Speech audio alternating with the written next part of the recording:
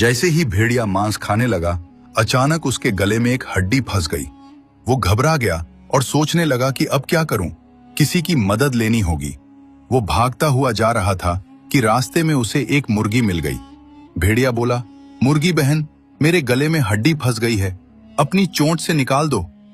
मुर्गी डरते हुए बोली, नहीं नहीं, तुम्हारा क्या भरोसा, पास बुलाकर कहीं मुझे ही ना खा जाओ। ये कहकर मुर्गी तुरंत भाग गई। भेड़िया आगे बढ़ा तो थोड़ी दूर उसे एक बंदर बैठकर केला खाते हुए मिला। भेड़िया बोला, बंदर भाई, मेरी मदद कर दो, मेरे गले में हड्डी फंस गई है। बंदर बोला, आगे जाओ, दिख नहीं रहा, मैं अभी केला खा रहा हूं। नाराज होकर भेड़िया आगे बढ़ गया और चलते चलते एक नदी के पास पहुंचा जहां एक बगुला मछलियां ढूंढ रहा था।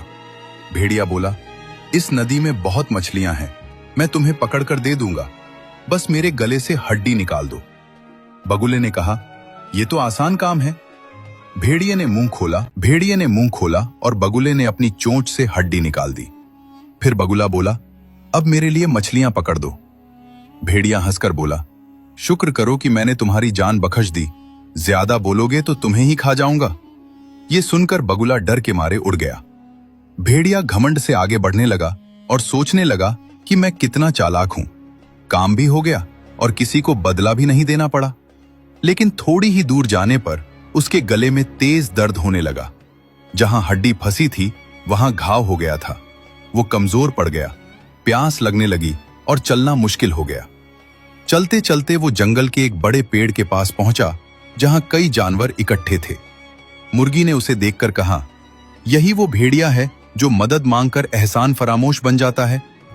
बंदर बोला, हमने पहले ही कहा था, जो दूसरों का भला नहीं करता, समय आने पर कोई उसका साथ नहीं देता। भेड़िए ने शर्म से सिर झुका लिया, लेकिन अब बहुत देर हो चुकी थी। दर्द बढ़ता गया और वह वहीं जमीन पर बैठ गया। तभी दूर से बगुला ये सब देख रहा था। उसके दिल में डर के साथ दया भी आ गई। बगुला बोला, मैं तुम्हारी मदद नेक समझकर की थी, लेकिन तुमने बदले में बुराई की। याद रखो, जो एहसान फरामोश होता है वो अंत में अकेला रह जाता है। ये कहकर बगुला उड़ गया। भेड़िए को अपनी गलती का एहसास हो गया, लेकिन अब उसके पास सिर्फ पछतावा ही बचा था। सीख, जो दूसरों के एहसान की कदर नहीं करता वो अंत में अकेला रह जाता।